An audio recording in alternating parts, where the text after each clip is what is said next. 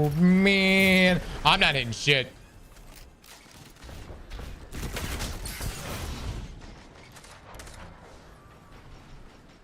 I think beloved is Esportus. I can't, I know I definitely been killed by the sniper a bunch. So objectively, it must be pretty good. Zone A captured. Zone advantage is yours.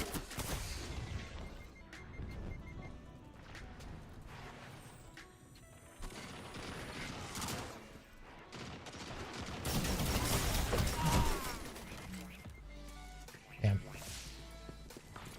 I think all snipers need to be deleted from the vault.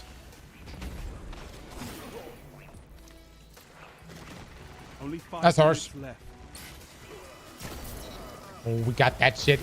Double down. It was a body though. It doesn't even count.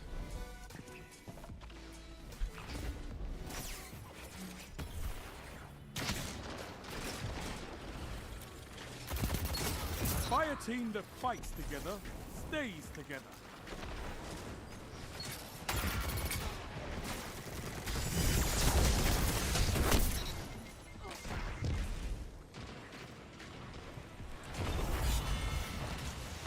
Duality. Okay.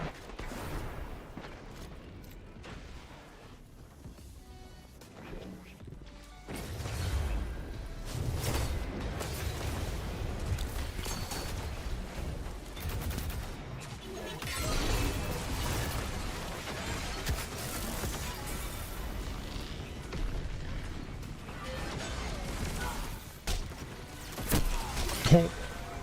Rip.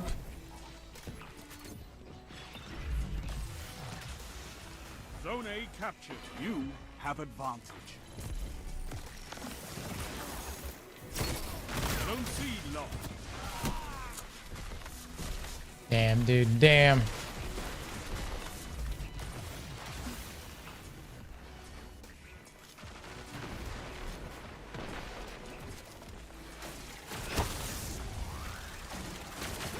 Zone B captured. You have zone If I can just land one headshot, I will be satisfied. Pretty satisfied. Fairly satisfied.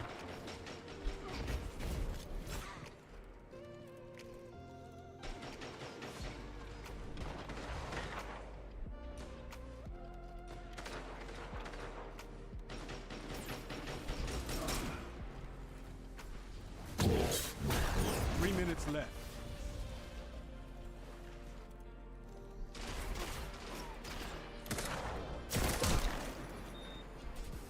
Nah, man.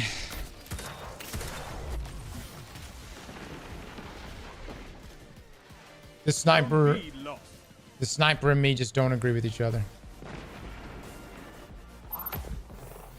We have a bet on this one. You have zone advantage.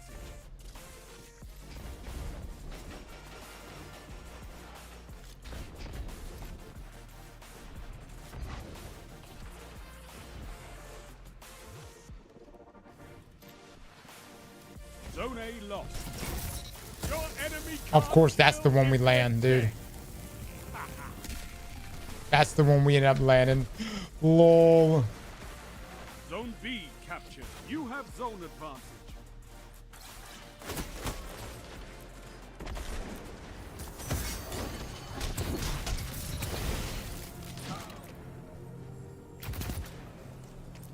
My man landed that. That's crazy.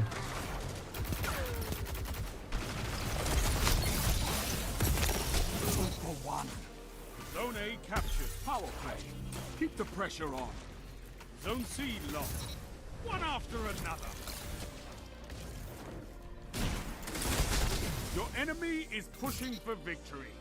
Punish them for it. That should count as 5. Lucky shot? Oh, absolutely. Talk about the sniper shot from a second ago? Fuck yeah. Absolutely luck.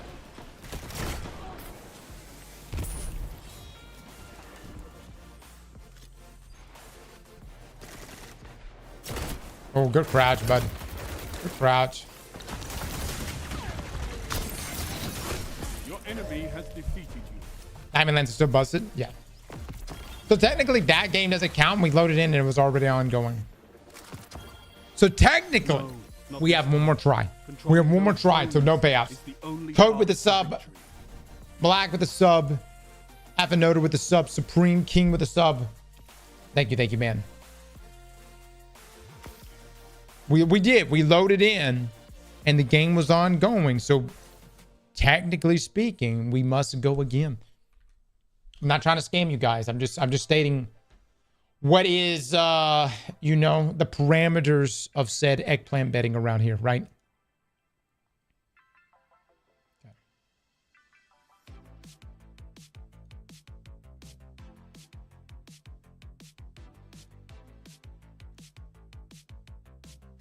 Chat, I hope we have a good launch, dude. I really do. I really do hope Edge of Fate pops. Nothing would make me happier. Nothing would make me happier than to sit here and be like, God, dog it, baby. We back. This shit's hot. Okay.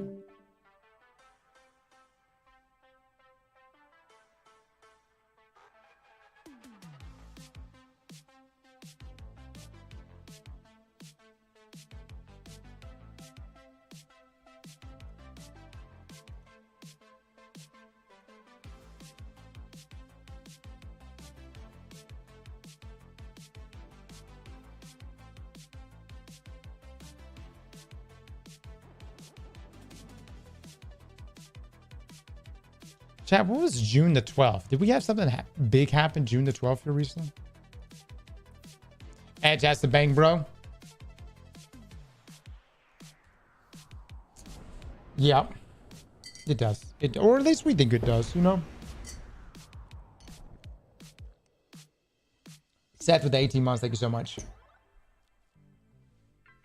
You're going to jump at Splitgate 2 rank next week on the 3rd? Absolutely. No, we are 1,000%. So this week we've got, we need a solo Vespers host flawless. I actually need to go and look at which builds I want to use. And then we also need to, we need to turn around, do Mass Effect.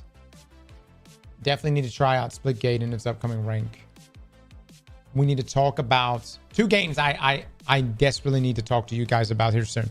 Chrono Odyssey, Wildgate. Control. I know Wildgate might seem like a, you've seen us play it, but I just think that game is just too special not to talk about it. I had such a good time playing that game. Oh yeah, the Stronghold build. Those zones, Guardian.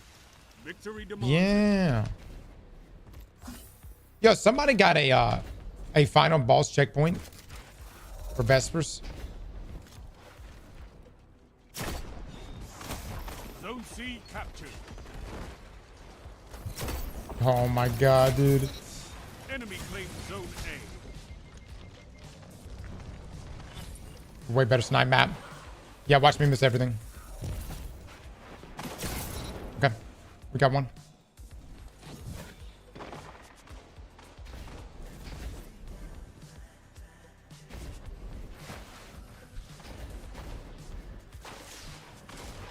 Zone C lost.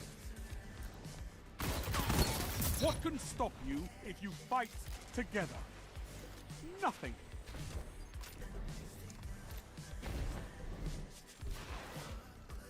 Zone A lost. Ooh, right over the top of his head. Holy shit. Zone C captured.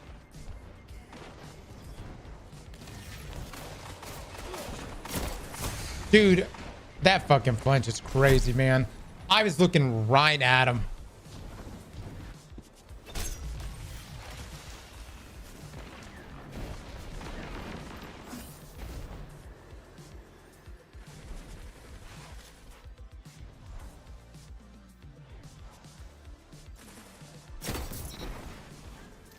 Zone advantage is yours. I also need to fire on my Doom PC. We have it built. Just got to finish downloading everything on it, and then we'll be migrating. We may have some clan spots open.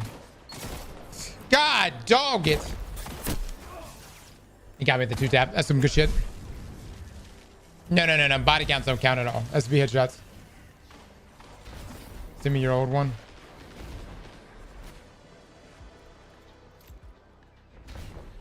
Zone B lost.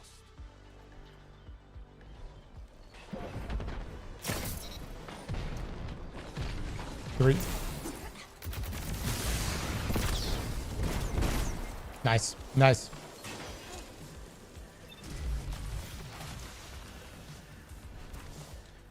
Making decent progress.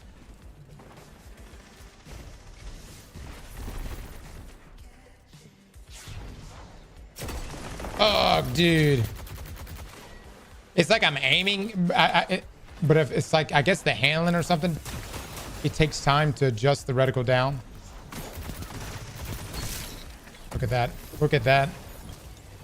Like Beloved is, I don't know. I feel like, let me take a look. Maybe not. Maybe not.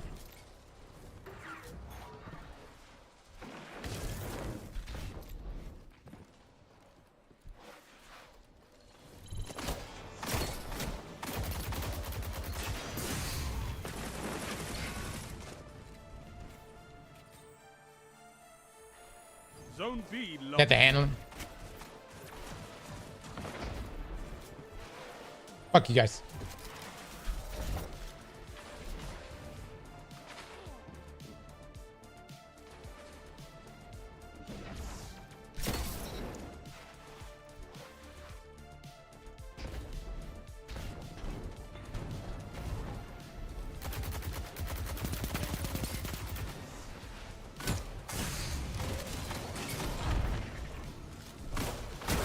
Fuck, dude. It is lost, but the battle is still close.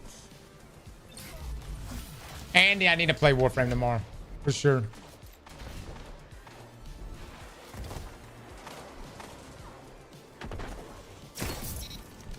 Go, chat. Pay it out, baby. Pay it out. That's our 5. That's our 5. The sniper performed a lot better on this map. It's still not my favorite, and this may just be like a role issue. Oh, no. What can stop you if you fight together? Nothing.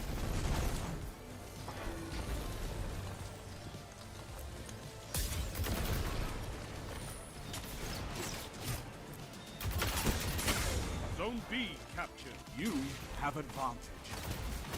You wage war like a true titan.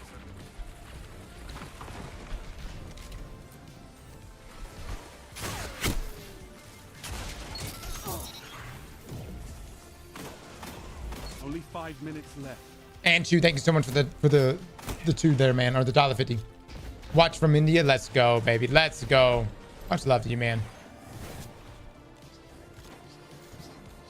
Zone C captured. You have zone advantage.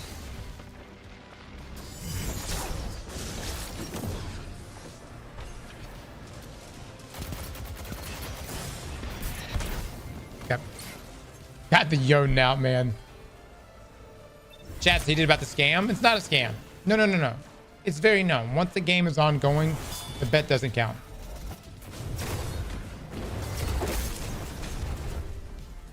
We tried, boys. We tried.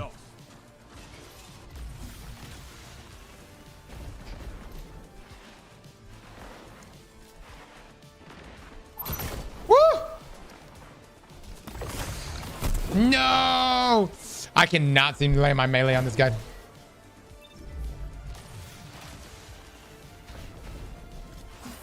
Let me ask you guys something, though. Based on what you've seen, what do you think is better, King Disso or Beloved? It's a power play. Get those zones back.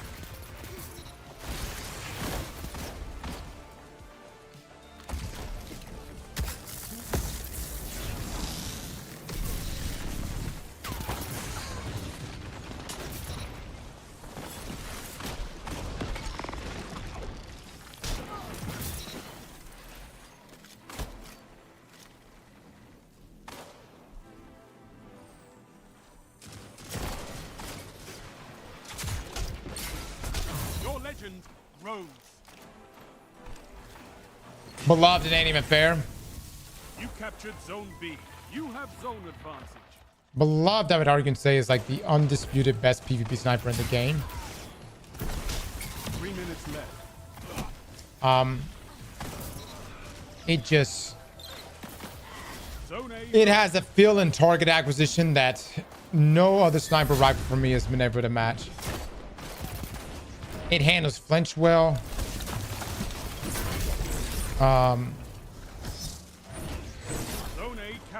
Oh, it's way better. Yeah, in terms of like 1-to-1, way better than Cloud Strike. Without a doubt. Zone B lost.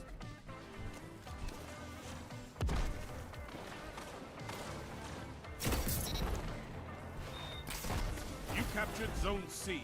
You have zone advantage.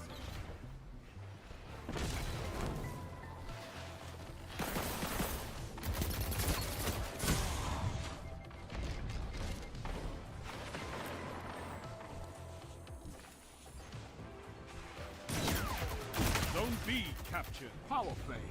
Keep the pressure on. Wow.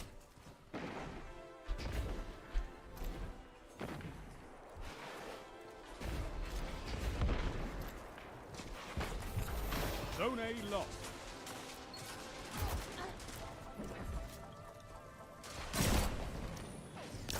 Like those shots I just can't never land.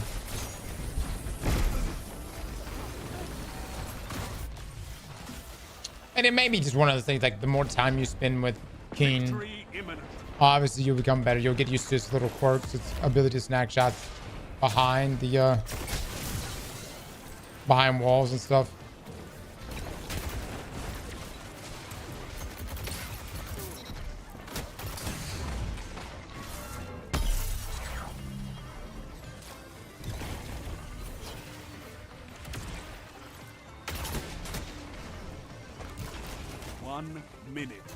You have this. Oh, what a melee, dude. That melee is so fucking good. I run you inside of like comp, you run into the Tempest so much. AoE melees are just so strong. It's gonna be even stronger.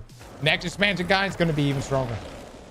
Particularly in PvP. You're a wall around those zones. Take that iron will beyond the Crucible. From what you just saw, guys, should we still delete this sniper rifle? Should we keep it until we get another roll, or should we just go in and, because like looking at, let's see, where is it? Looking at the rolls, like I do want to try a few other things. You get rid of it. Okay. Goodbye. And by the way, closing time got a nerf. So it's still good, but it got a nerf. All right.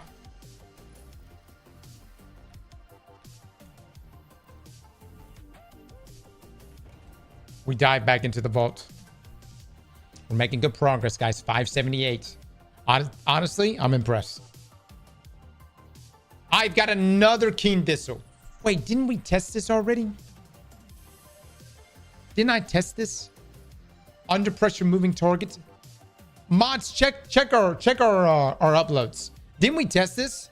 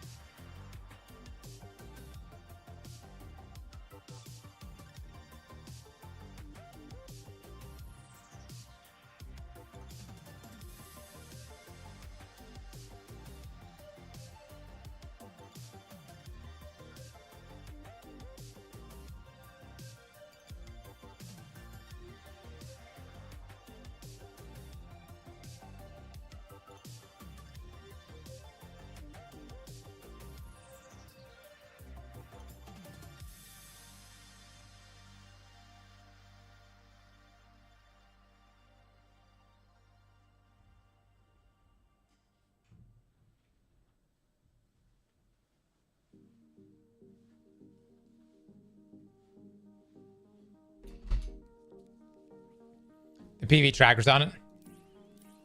No. I guess we haven't used it. I could have swore we did. Hold on. Chat, what if this is a good roll? Think about it. My only problem is under pressure is only proc. I gotta have backup mag on.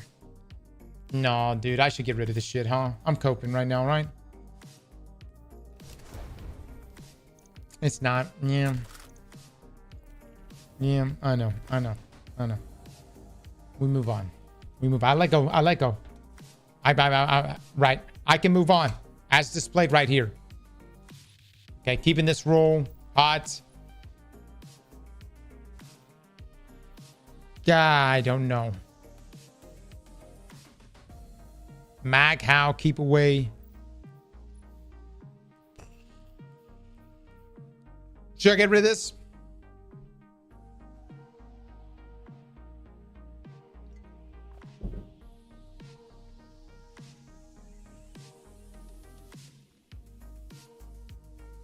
Rip it, trash.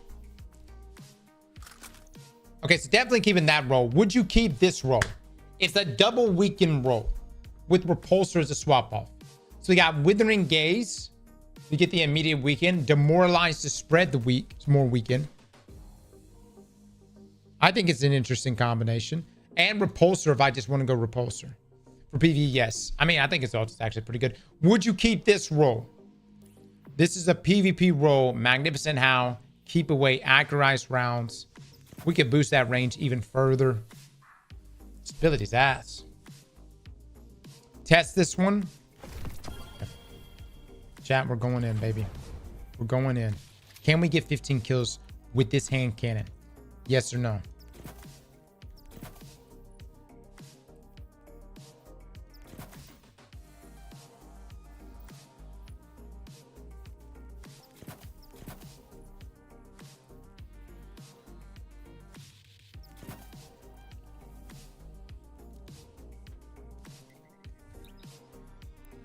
Man, you know, it's so crazy, dude. We get so caught up in the weeds at times.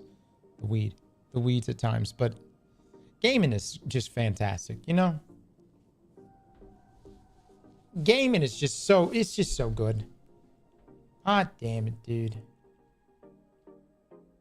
I wish more people gamed. You got to understand that, like, there's still like a huge portion of our population that will never play video games and will never play the kind of games that we play, you know?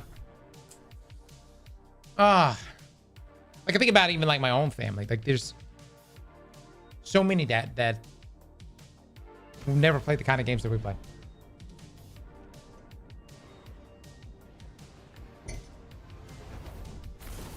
I got my wife into gaming. Only Animal Crossing is Stardew, but it's a start.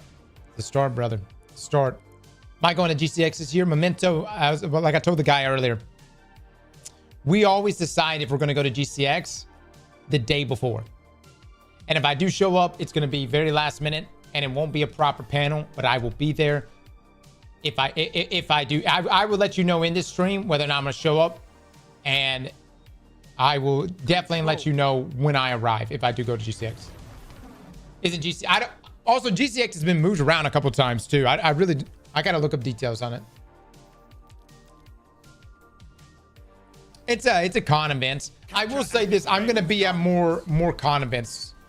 Like I think TwitchCon, we're gonna try to make it to. So if I don't catch you at GCX, guys, I promise there will be a con event. Just like the Borderlands event this past weekend, I think was also open to the public as well. So, because there was a lot of just people coming in there and just playing. Captured Zone B. You have zone advantage.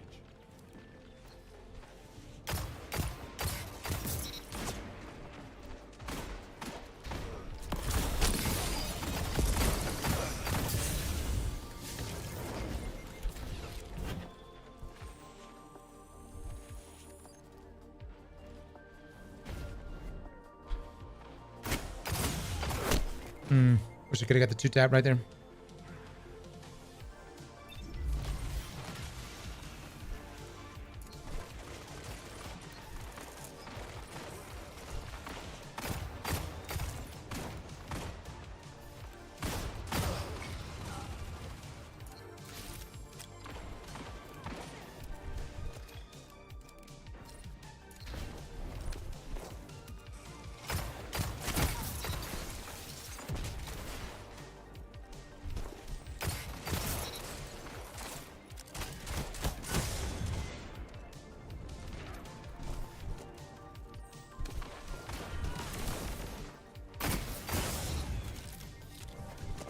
Zone C lost.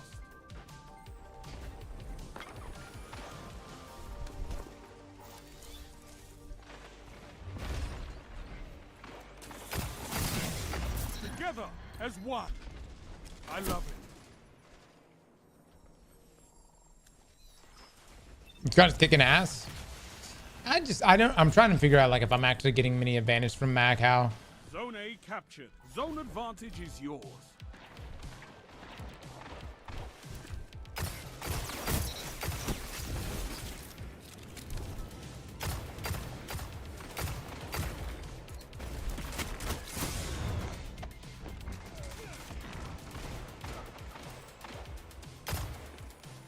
It's got great stats though. I will say the stats on this thing are fantastic.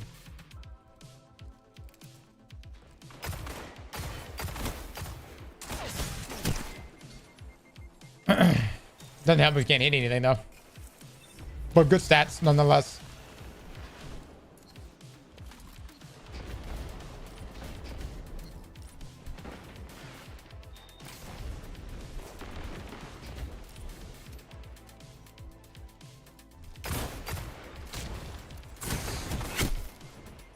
Fuck me, those connections.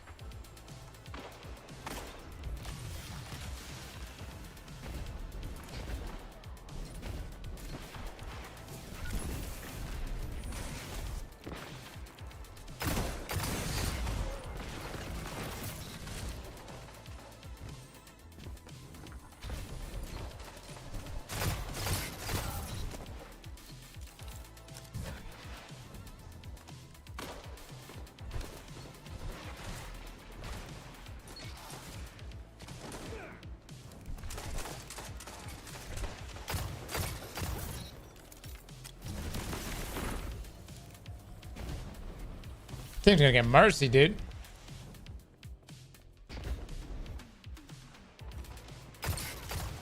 Zone C captured. Power play. Keep the pressure on. Double down.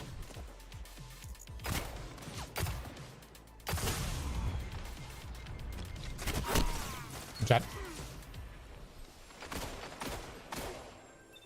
It is Alberts. It is. Yeah, this team's about to get mercy though.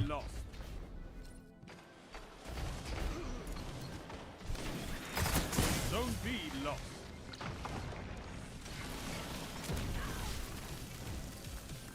Site of the Aztecross promised to take fours over 2 weeks ago.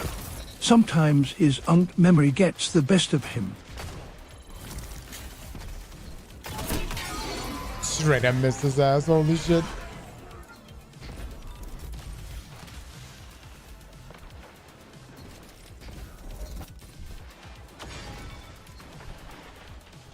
Cross promised to take flawless over 2 weeks ago. Who?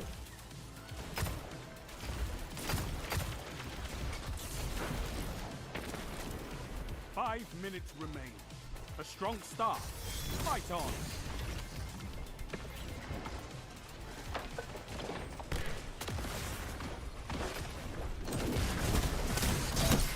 Fuck.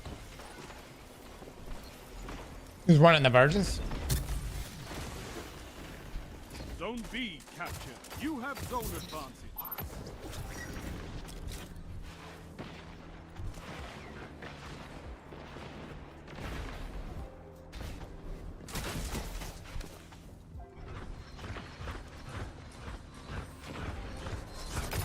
Zone B lost.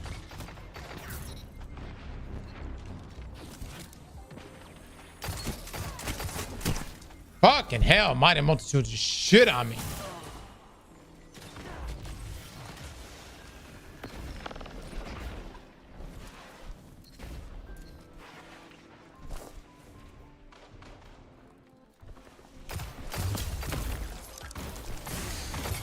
Zone B captured. One second. You have zone advantage. Zone A lost. No, we got him to his last game, and then we had to get off. I don't remember what happened. One final push and victory is It's crazy how flinch in this game works.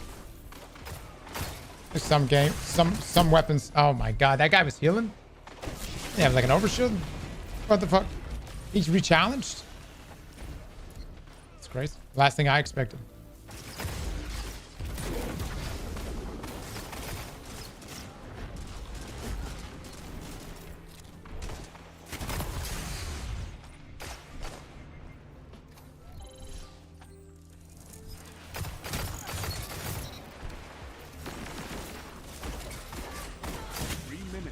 Hold strong, and this battle is yours.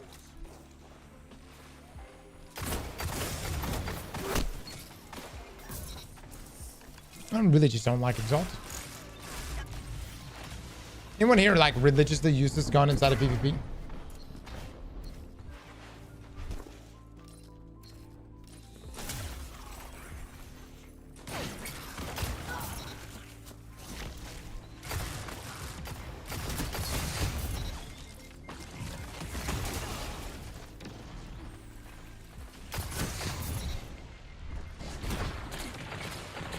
Now you're fighting with heart, Guardian. Sound tactics bring victory. Feels great to me.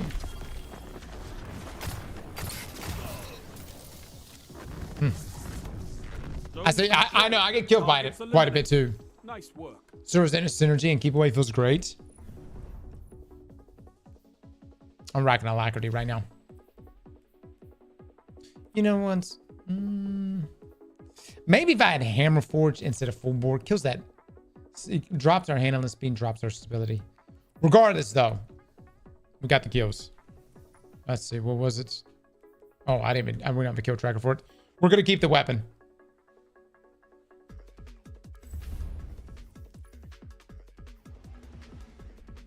Reloading grants weapon bonus handling and reduces incoming flinch for a short time. Yeah, yeah, we could have probably swapped off for that. All right.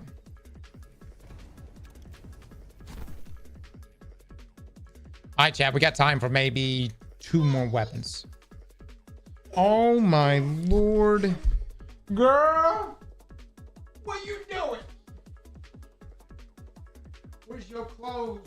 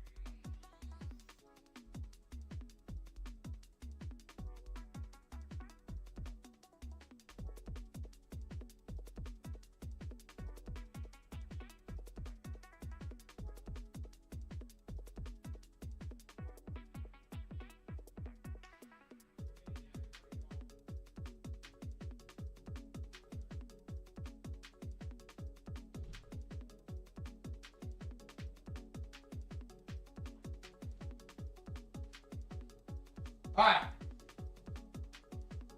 You got 2 load stars? That is very, very true. Absolutely throwing right there. Okay, I've got this roll.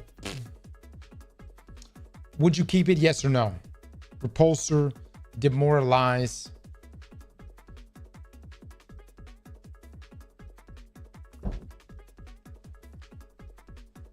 No. Bye-bye. Yeah. Uranus. Detonator beam. I think that's a great roll. And it is my overflow rolling storm roll with jolting feedback. I think it's good. I think both of these are good. This one's already got jolting feedback too and detonator beam. The question is, Do we want to keep a rolling storm roll? I don't think so. Both good. All right, we'll keep both. We'll keep both. All right. Admetus. Admetus.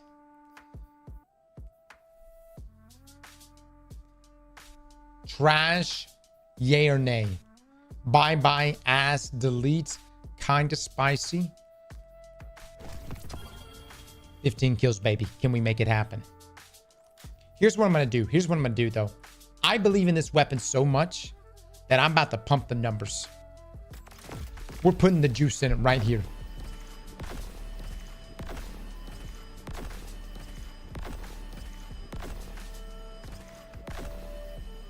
Oh no. Oh yeah, pay out my believers, by the way. You're wasting your currency. You're a waste of currency. There is no waste happening here. Just nothing but meta.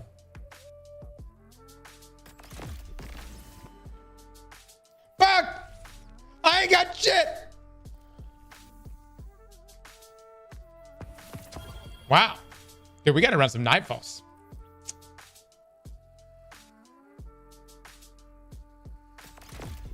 Your dad wasted his currency? Whoa, whoa, whoa. Low blow. Low blow. Okay, hold on, hold on. What do we want to do here, guys? What if the play is what if we drop the zoom on this weapon? Let's try that. Let's just see. What if it's really good? It might be really good. All right, one second, guys. Let me grab this water.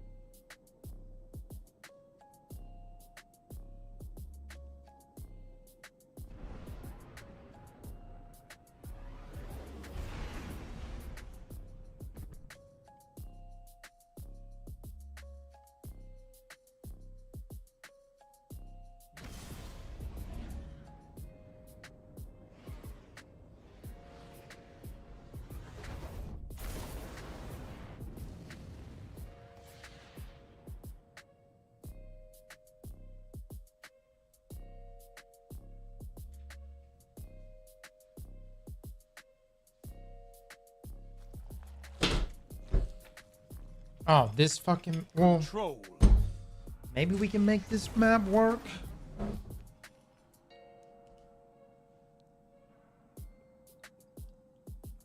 I actually like the Admetus. Take those zones, Guardian. Victory demands it. Definitely got to change the skin on it. Oh, it's got a cool reticle. Look at that. It's like the Minor Multi-Tool. I don't like the lines. Tuned in just in time to see my streamer is deleting his vault. Some good news today. That's good news. Me deleting my shit.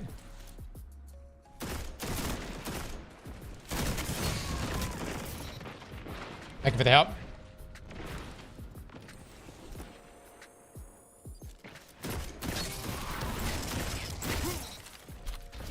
Two.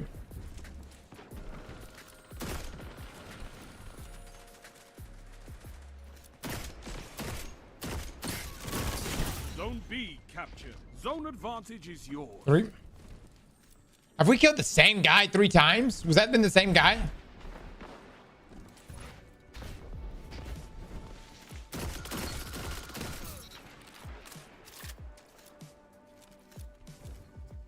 This squad's getting shut out, man.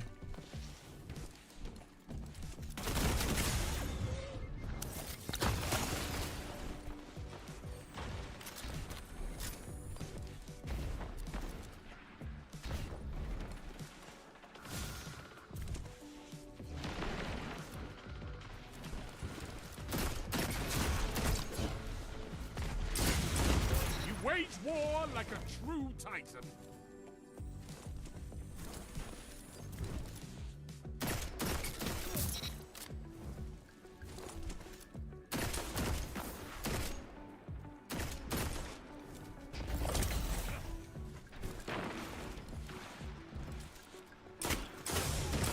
Damn, he turned.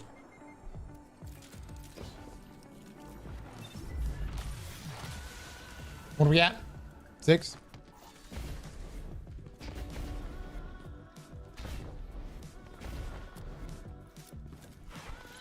Zone B lost.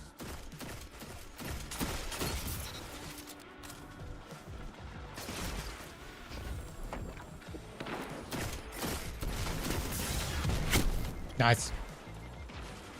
Got him with the glaive from there. Holy shit. That guy's name is Body Count of Nokris. What the Okay, I'll take it. What a name. You have advantage. That, by the way, that was a kill.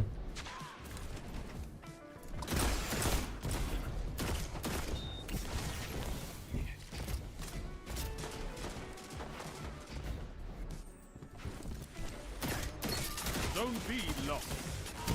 You know what? We're moving to Warframe now. That's a we got to get out of here. Zone B captured. You have zone advantage. We had the first 2 shots and everything.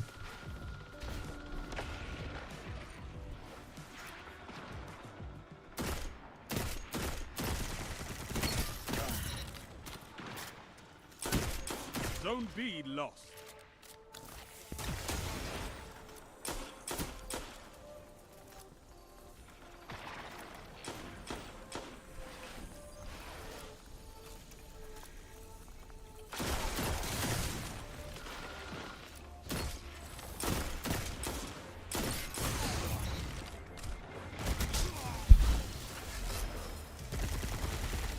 Bro, this whole team is bots. Whoa! This is a fantastic squad we're going against. Some of the highest elo players in the game.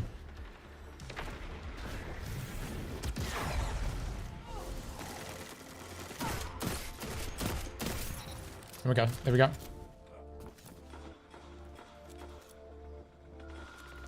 Will they pick that? Hello?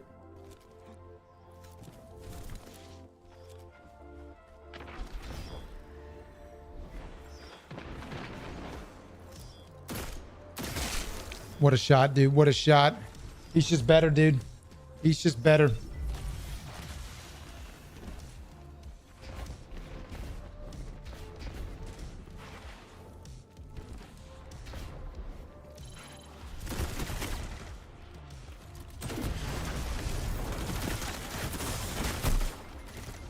Where is thy team?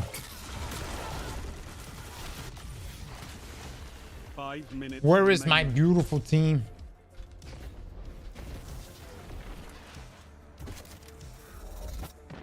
What are we at right now? 9?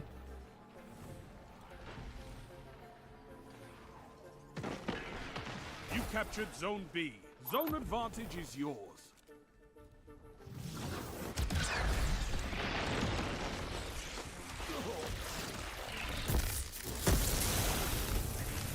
Double down.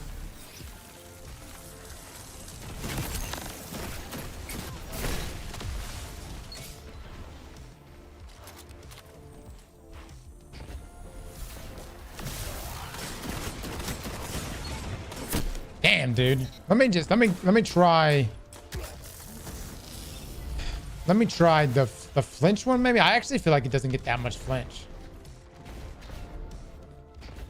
We'll see.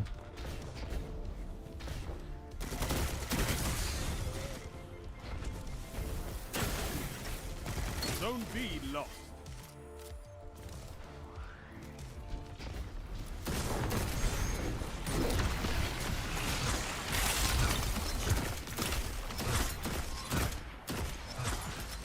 Very nice.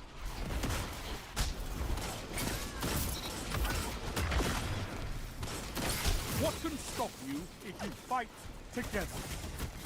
Nothing.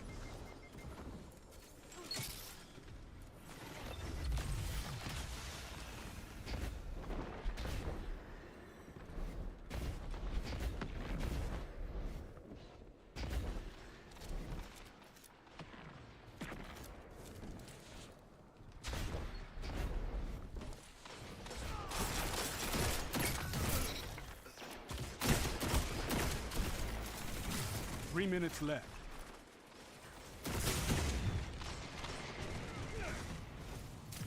Team is shredding us.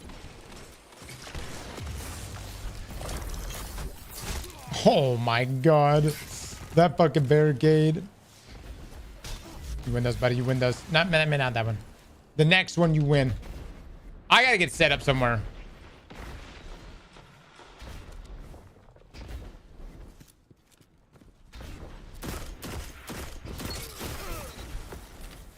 There we go.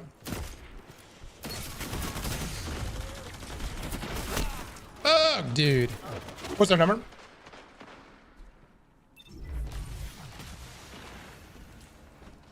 Ah, I love these spawns. Puts us right back in the same spot every time.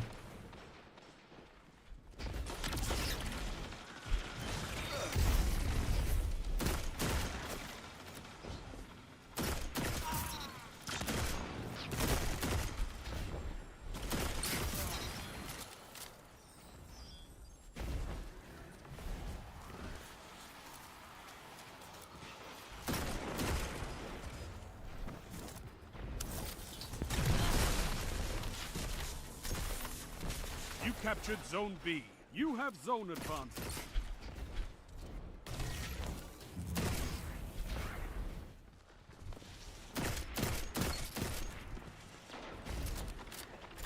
What can stop you if you fight together? Nothing.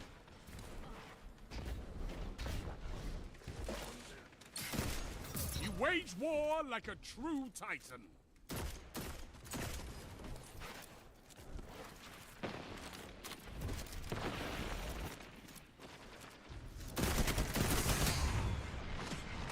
One minute.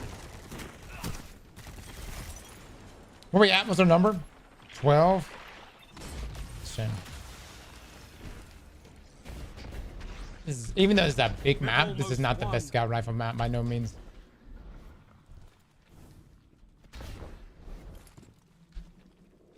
Everybody's just playing back.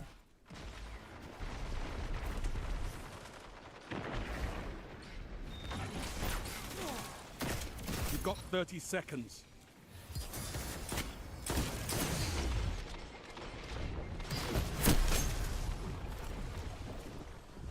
GG's, boys. GG's. Don't look good. Don't look good at all.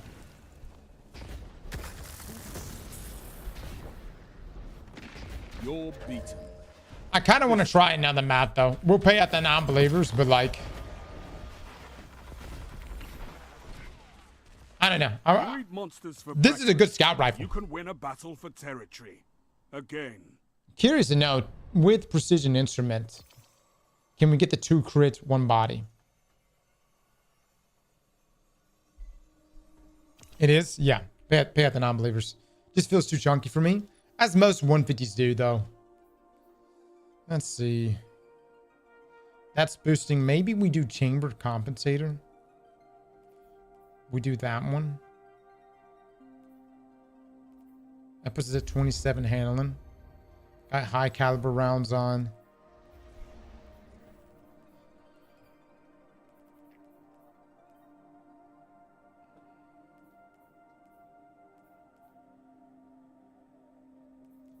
Boost the stability up maybe a bit more.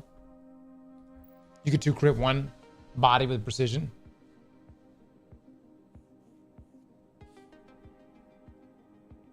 Transfigurations on top. Transfigurations is arguably the best villain 150 in the game. Rapid heavy precision instrument is nice. Yeah, we'll try it out.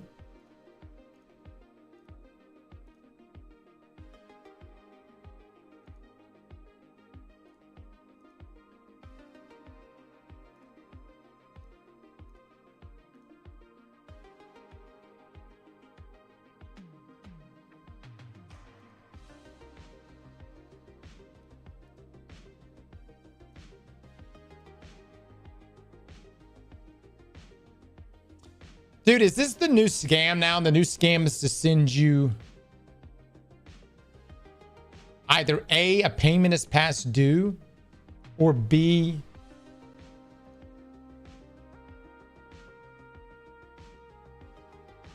the fuck is this?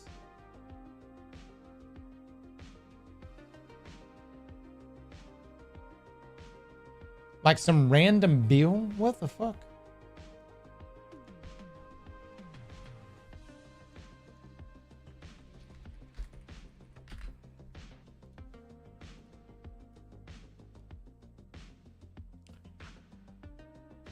A lot of tollway tickets or debt collectors. That's actually a legit thing. If you get a text message, it's like you owe X amount of money and in tolls, be careful. It's normally like a fake link. Especially if it's like you're going to be suspended.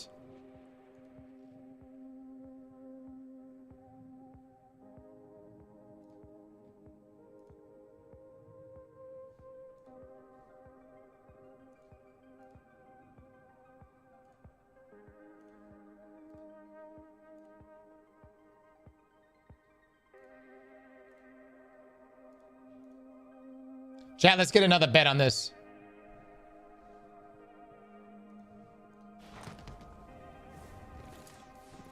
No, I don't take the interstates that have tolls. Florida, they're actually just everywhere. Zone A captured. There's just so many. Enemy claims Zone C.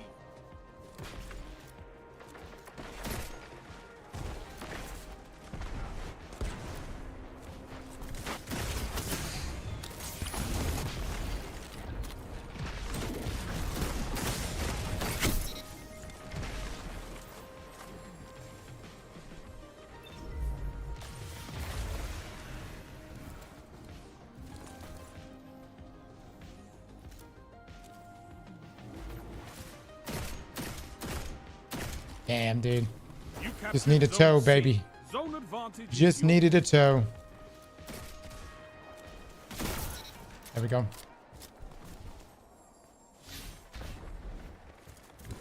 Okay, and then the rest of this, it's just going to come down to our positioning.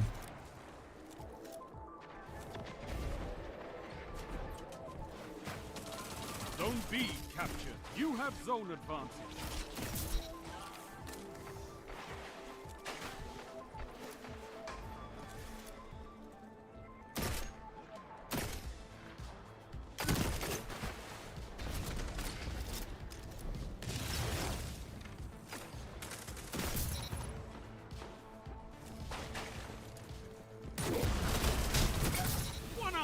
Another.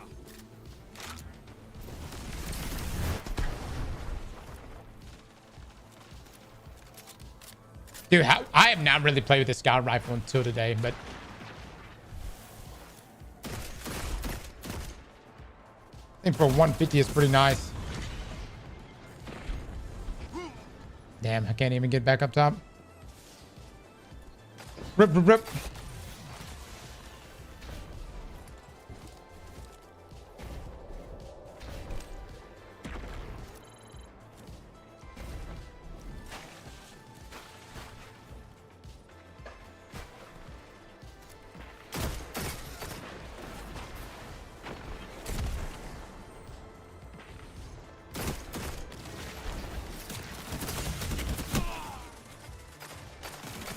Go around the other side.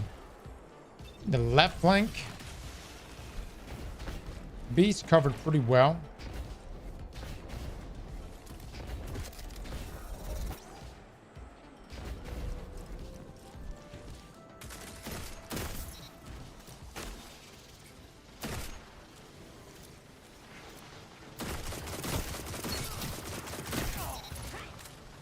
Perfect.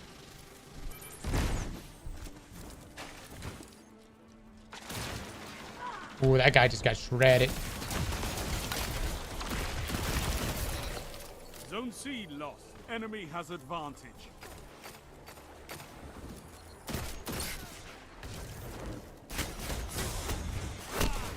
Inside, really.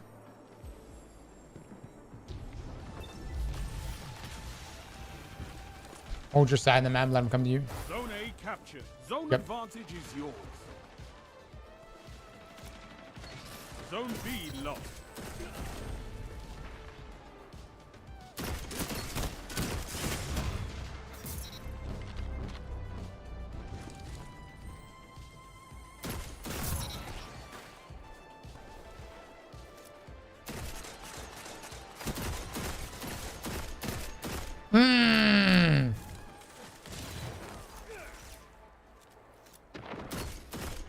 Strength in numbers, Guardian. Excellent.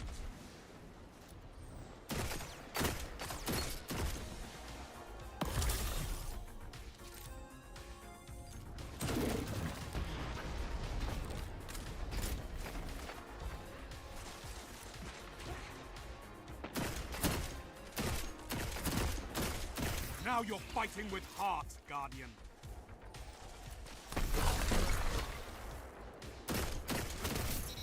Oh, that 3-tap feels so good.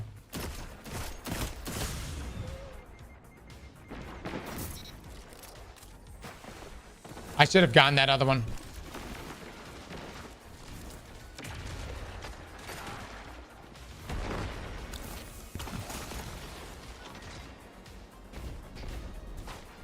I'm catching up because I'm literally not playing the objective at all.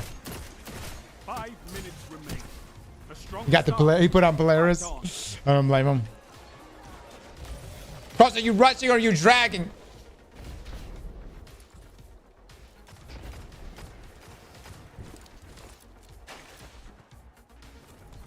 What a great movie.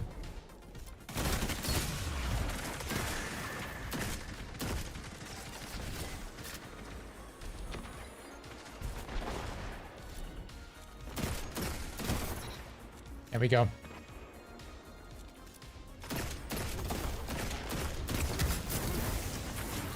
Yo, what the fuck is happening? What is going on? Did y'all not see me shoot that guy like 4 or 5 times? Your enemy can't kill if they're dead.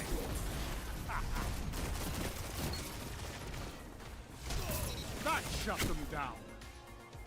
Ah, yeah, that guy's definitely like... Zone A lost. It's a power play. Get those zones back.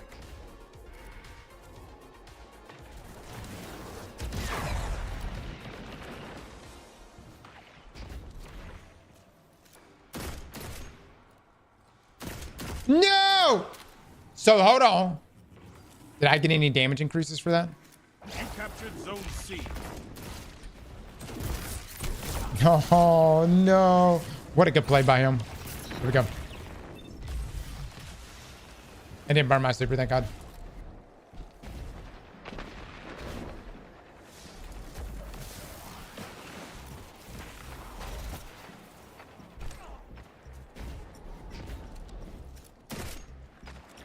Zone B captured. You have advantage.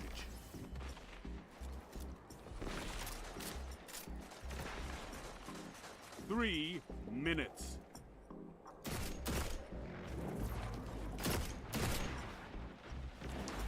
It's a good scout. I will say it's not the best when it comes to target acquisition. Zone C lost. They have advantage. I think Jade and Polaris are really, really nice. They just have like intrinsically like great target acquisition. Good fucking ignition there.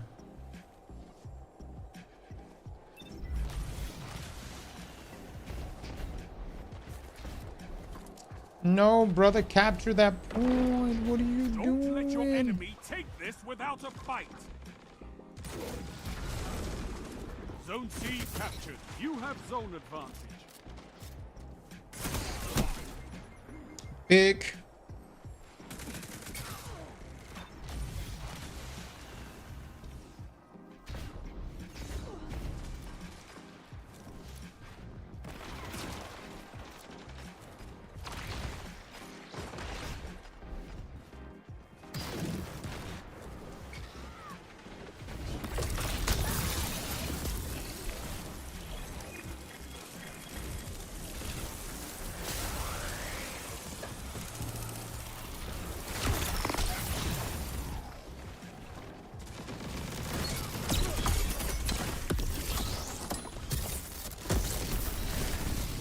No! I didn't mean to run into somebody. I meant to get out of that situation.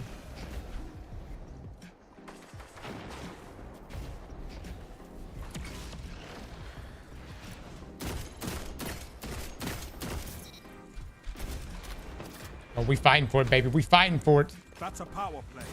You took them. Now hold them. 1 minute. Won't be long now. Let's go, guys. Let's go. Well done. Look. Scout rifle felt pretty good. Like this feels good enough that next time we find ourselves in like a trials scout rifle weekend, like a widow's court or something like that, I want to break this thing out for sure. Definitely want to break this thing out. DTs, man. Got more than 15. This feels weird, Cross. Where's the music? Oh, can y'all not hear the music? Come on, man. Multiplex it cooks. Hoarder, I am. I won't even deny it anymore. Neo, thank you so much for the 6, dude. Mods, can we get a pin link on our YouTube video that we got to cut off? So let me get this right. We get 10% damage boost from new weapons. We get a 4-time surge exotics, weapons at 200, and then also damage perks on the weapons. Yes. Neo, you are going to be heavily incentivized to farm for new weapons and new armor. Which I'm not going to lie, like, it's like every season is going to feel almost like a clean slate. So for 6 months there, I'm understanding that correctly, right? 6 months? 6 months, that seasonal armor is going to, tier 5 armor is going to mean a lot. Pay out my believers, by the way, guys.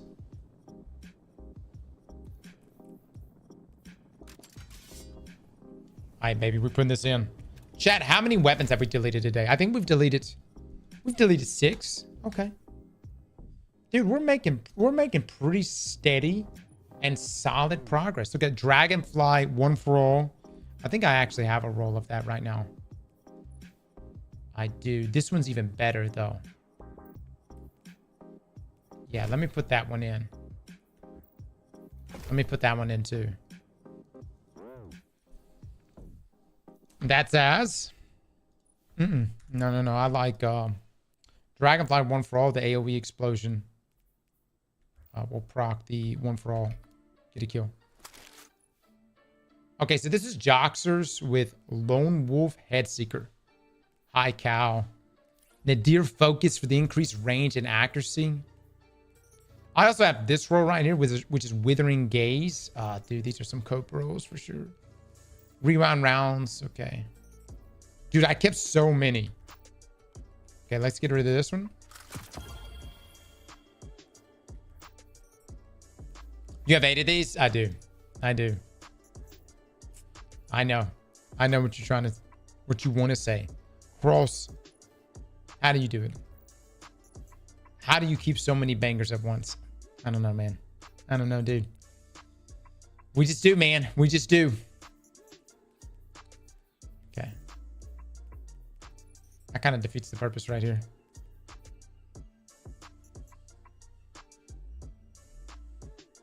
Capri Orange is going to be meta next season.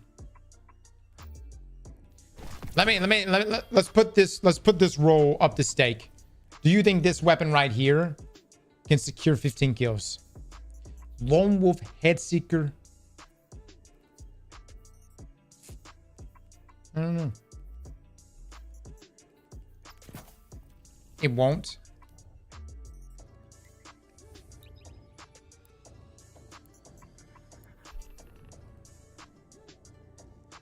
Six is 0.8% of your vault. At this rate, you're going to hit your number in Destiny 3. That's perfect. Isn't that what Edge of Fate is supposed to be? It's practically D3, right? Right? That's what people say. Practically D3. All right, let's see.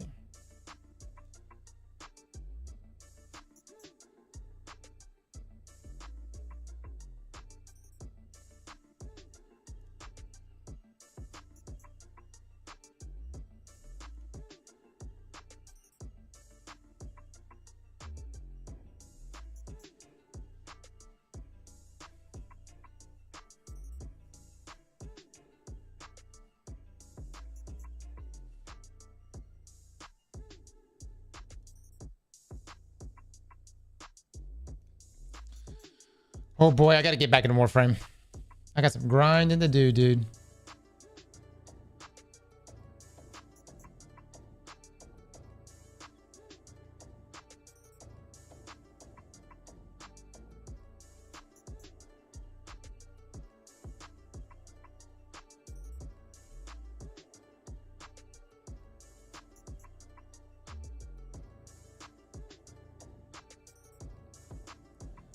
What the hold on. Okay, yeah, we'll come back to this. Supposed to be like some new content drop. Check the Blood Message trailer. Blood Message trailer. The update tomorrow is going to be wild. Show your enemy this place belongs to you now. Take the Oh, zone. fuck. What's happening, guys? Zone A.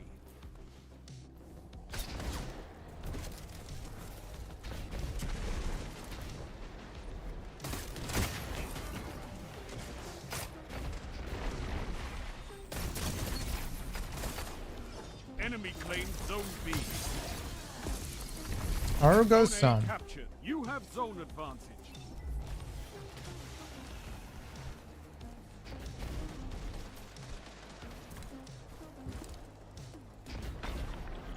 Zone C lost.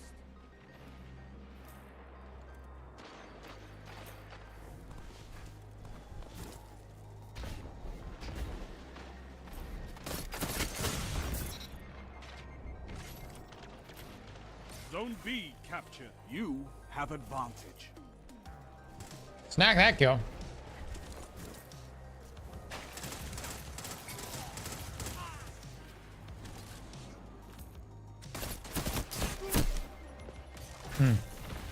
Bang this shit on me right there.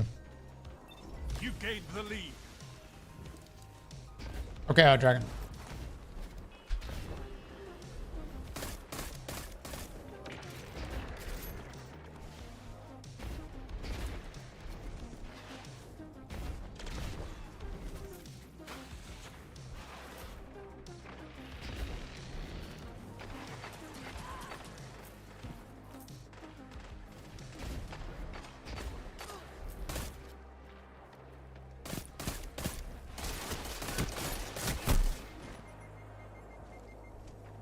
I can't get anything going, guys.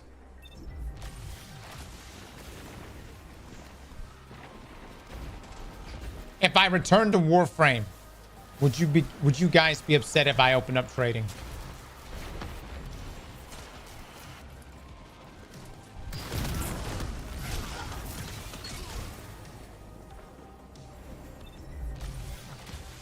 Do it.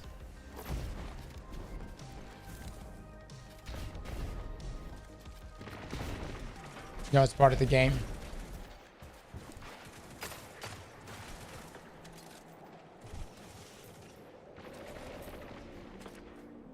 The smoke. Zone B lost.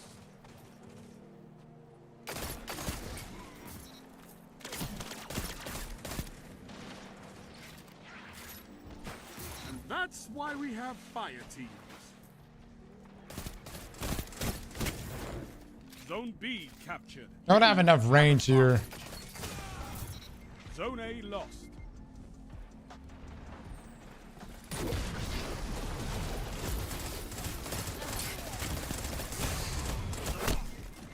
Where in the fuck?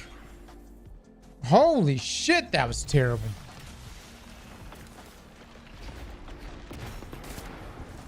There are times where I feel like we missed, but dude, that felt like we were shooting where I thought he fucking was. Zone B lost. It's a power play. Get those zones back.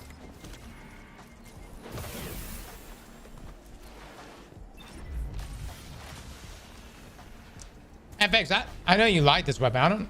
I don't know. You captured Zone A.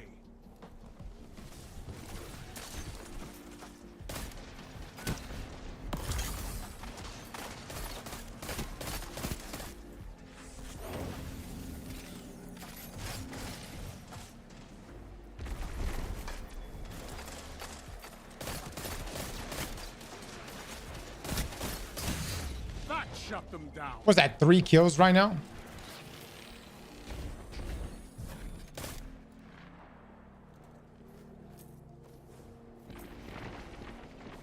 Oh, that's terrible.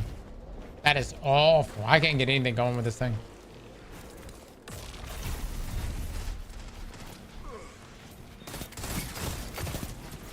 Zone B captured.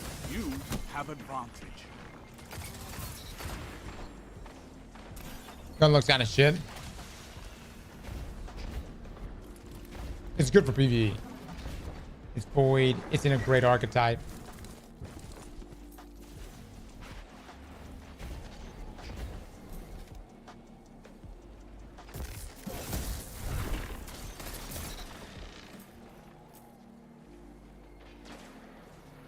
Five minutes. Zone A lost.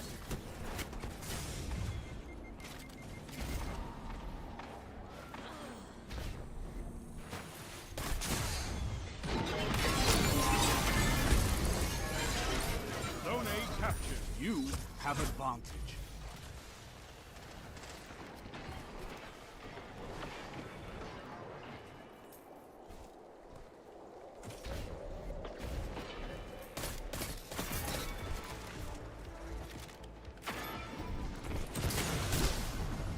All that for 4. All that for 4 kills.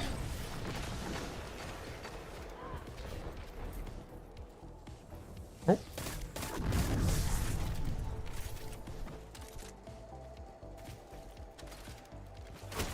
Zone B lost.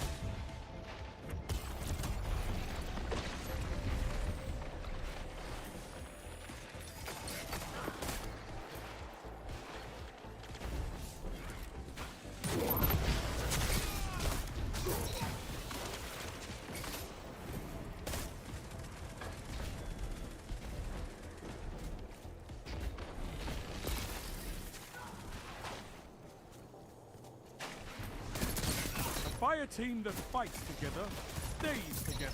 You have zone advantage. Your legend grows. Damn, the volatile explosion got the clean up there.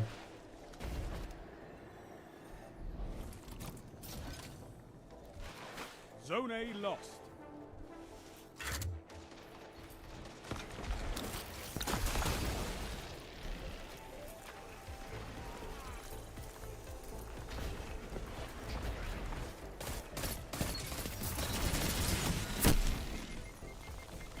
Minutes.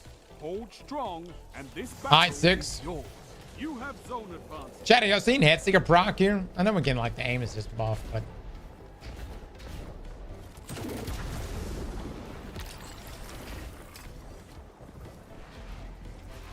Zone B lost. 2. You're at 7.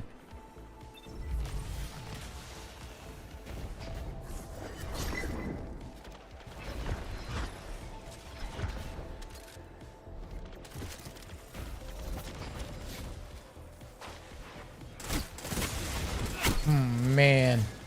Zone C Brother. Your enemy has a power play.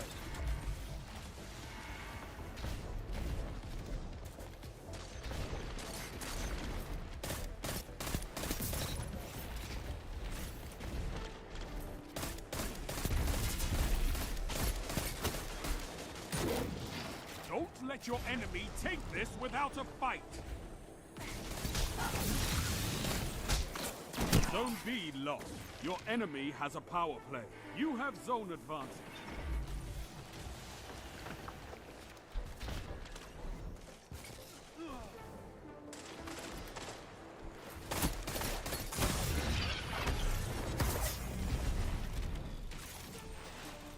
Zone C lost.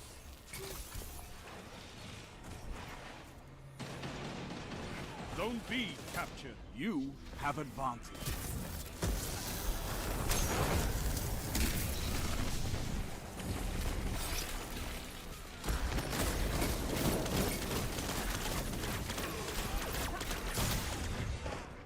Victory is all I ask. GG's, boys. GG's. Good. Can't make it happen, guys. Maybe I could do like one more game, but I don't know. I don't know. Your victory gives the city hope, Guardians. Let me try this other roll. Pay it out. We didn't get the 15. In case too long. So I've got another roll that we can get the weekend with, which might in theory be really good. Feels ass, looks like ass. Well, I'm also gonna ask, like, what about a controller? How does this pulse rifle feel on controller? Do I got any controller players in here? This is gonna decide whether or not I keep any PvP rolls at all. Let's see.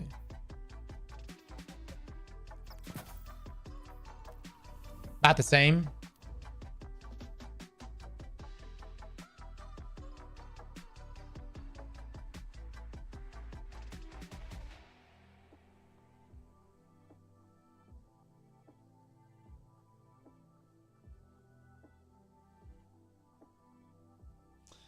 Guys, and I just want to be very clear. We try to hit every YouTube message possible, but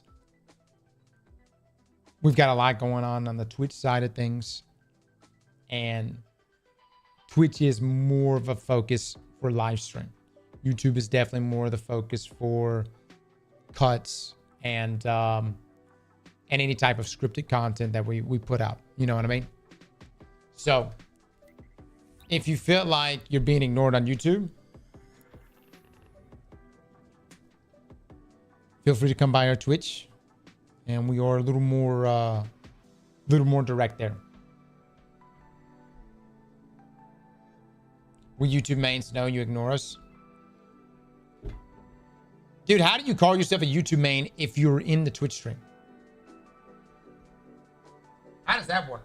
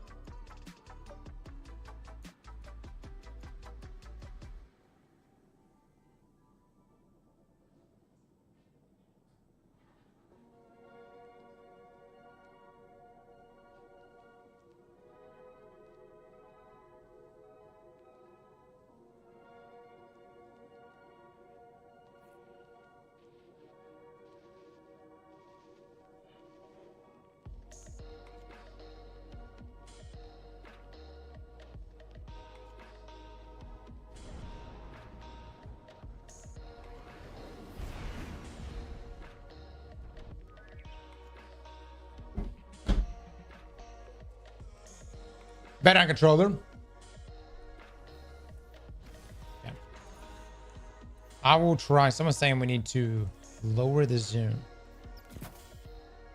Okay, we'll try that.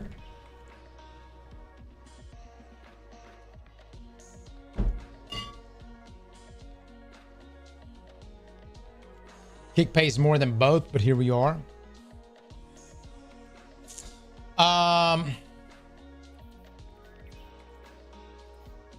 Yeah. Look, I kind of go where our community is. So most of the community is here on Twitch. Got Twitch drops and whatever else. Just like posting up edited video content goes up on YouTube. So I'm not too familiar with Kick. I see some different streamers on there that I don't really care for, but it's also a type of content that I don't really do. Show your enemy this place belongs to you now. You should stream to Kick just for the free money. On them.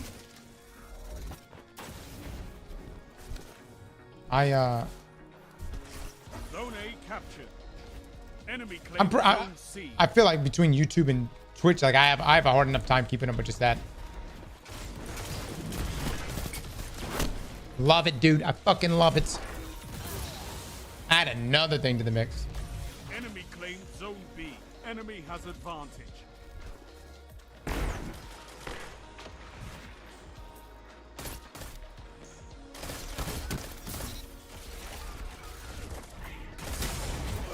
So chat, this roll right here, do we have another bet on this?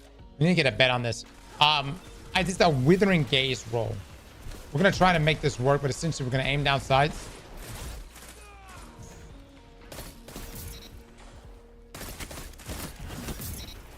Oh my god. Make that bet quick. We may not have time for it.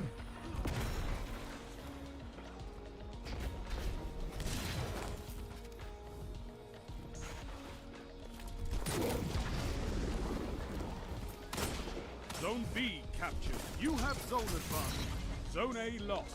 They have advantage.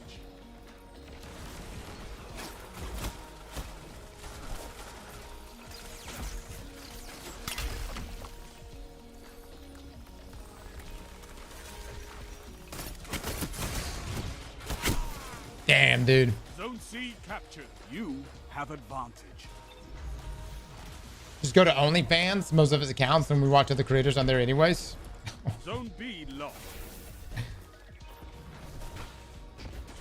Woo!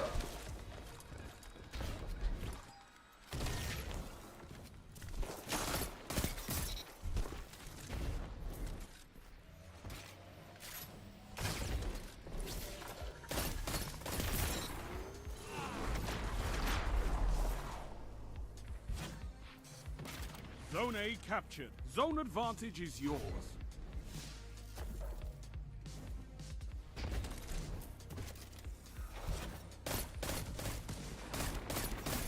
Beautiful.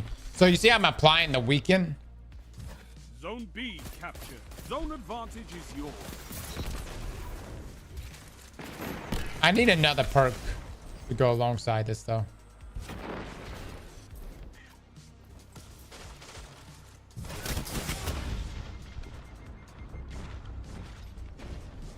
Only Shaw Hans. Oh my god. No, dude.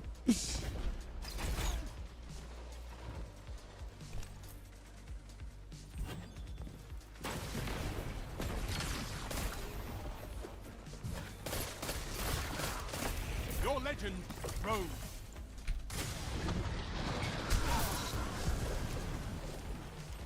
Go chat is nasty on it, Cross.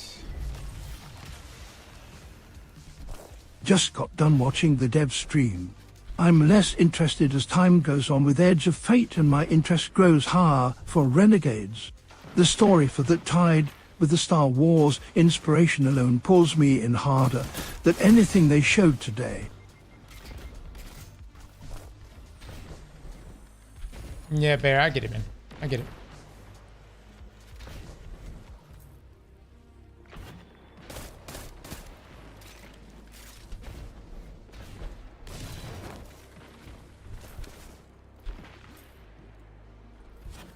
Power play. Keep the pressure on.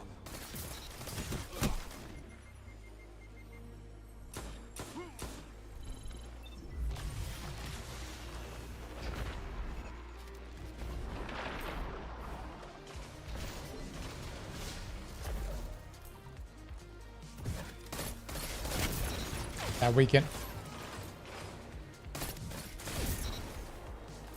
You're stealing my kills, man. Stealing my kills.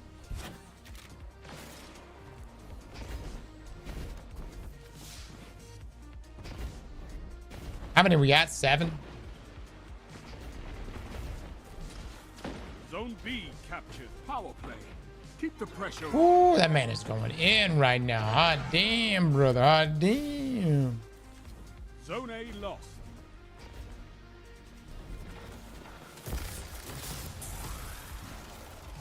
Five minutes remain. A strong start. Fight on. That's unfortunate.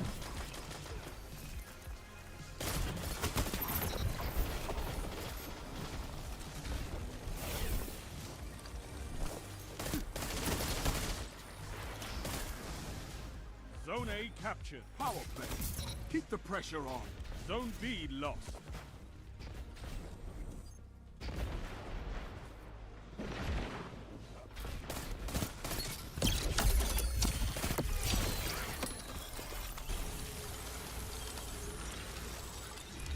Making room for all the crossbow rolls. That's a power play. You took them, now hold them.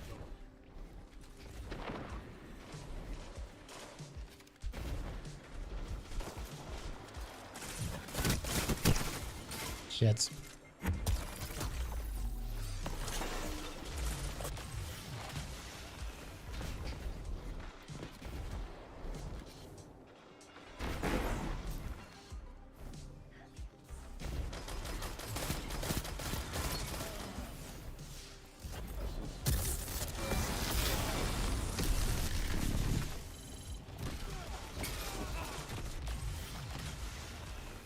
Zone A lost. Enemy has zone advantage.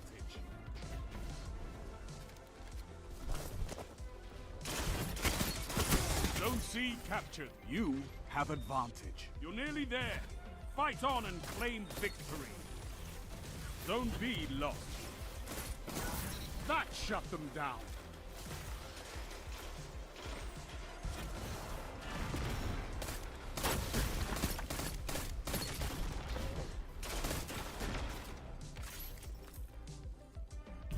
Minutes.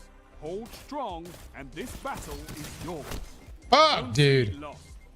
Fuck, this weapon sucks at dueling. Can't duel with the shit.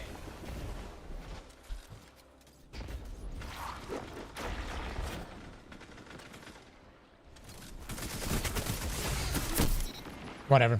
Whatever. What are we at? Fucking FX, this weapon fucking sucks. I've been trying to make this bitch work this entire time.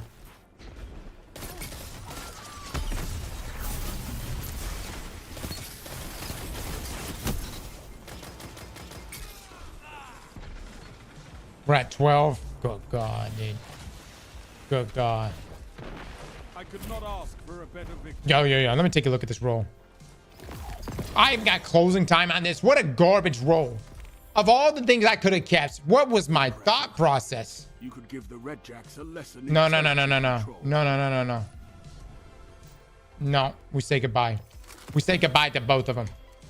We tried, boys. We tried. If we need to, we'll farm up another one. I mean, like Withering Gaze roll. No, we could probably make that happen. For even for something like PvP.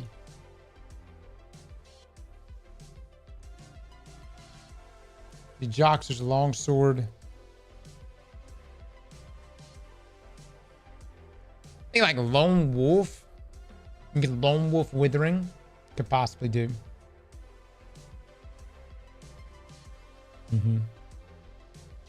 No, pay out my non-believers, by the way. Yeah, it really isn't. We can always... what we really need to see here soon is just sandbox patch notes. All right, guys. That's it for Voltflation today. Listen, we'll be back again tomorrow. The goal of tomorrow, we're going to be doing our solo flawless for Vesper. But what I really want to do is actually try out a couple builds before we get too carried away with the solo flawless. I actually want to try some things on the final boss and see if it would work. I want to see if I could survive with the stronghold build standing on top of the boss, which would be pretty wild if we can make that happen. But this is what we're ending up on. We're on page 5 of 12. So I actually think we're doing pretty good. We're making good progress. We're at 572 out of 700. Not bad. Not bad. We keep this up next 2 weeks. You know what I mean? We got to figure out what we're going to do with armor. Armor is the other really big one that we're going to have to figure out. A lot of these are just class items, but got to figure out how we're going to deal with armor. I've got some heavy weapons I need to go through, but so far I think we're actually doing pretty solid here. Tep, Choppa, you just redeemed 500,000 eggplants for me to raid someone. Who do you want me to raid? Y'all may have the same person. I don't know. Laos will make me God. Jay Diesel redeemed it first. Oh, Diesel redeemed it? By the way, to my YouTube chat, we love y'all. You know, I want you to know that we care about you. We see what you say. And even though none of the giveaways that we do apply to you guys over there, as those are different giveaways and only done via YouTube videos, I just want you to know that you are loved and missed and respected, all that jazz. Okay, Diesel did a redemption.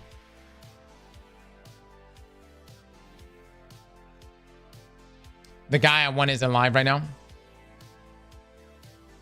Okay. Chopper and Tep, who do you want us to raid?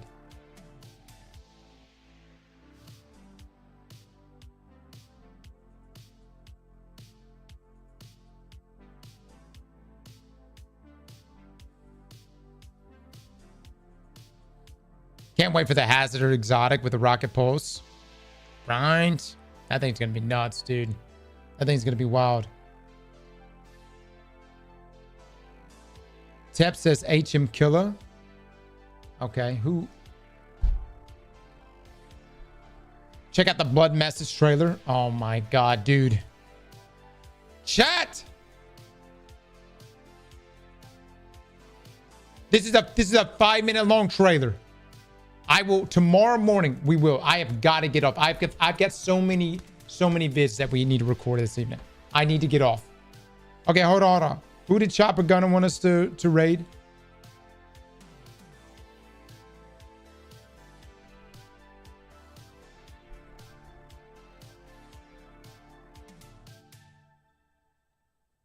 Raid J Diesel. Okay. Is Diesel live?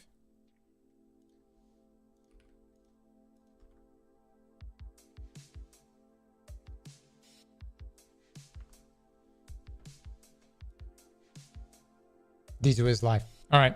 So look on this redemption right here. What we could do is we'll raid up Diesel, and then HM Killer will do that. We'll do HM Killer tomorrow.